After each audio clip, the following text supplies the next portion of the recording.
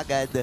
And ayun, pero hindi ata makakabalik dito Napanggaan naman dito si Lunar pero makakatakas pa rin naman. Pero sabi daw ni Idok, nowhere to go but down as they take him down. Dairen nakasagot din naman, binigyan bigla si Apex 47. 1-for-1 trade pero well worth it for RRQ. No, medyo busy dito ang Aurora Gaming dahil sa panggugulo ng RRQ. Reroll manipulation niya ilatag na. At si TNC mamamatay. Talaga, yung magagawa niya ngayon. Pag-ibig lang ang maibibigay niya. Ay naku, wala yan ng pag-ibig.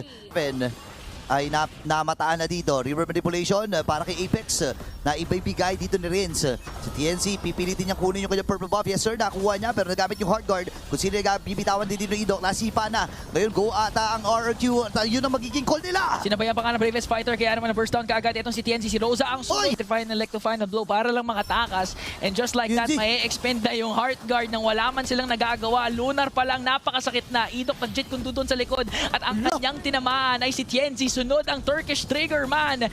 Sutsujin, unstoppable. May minions sila ngayon. Tatlong dumidepensa. Tapos, Makiklear out pa ba ng Aurora? Mukhang hindi na nga ata. Dahil RRQ, Hoshi, nawasan ng minions ngayon. So makakahinga saglit ang Aurora. Pero 15 seconds bago pa lumabas si TNZ. ako medyo matagal pa ang timer! At mamamaalam din si Rosa. Ngayon ay magiging bawi si Idok. Ang dami ng mga minions.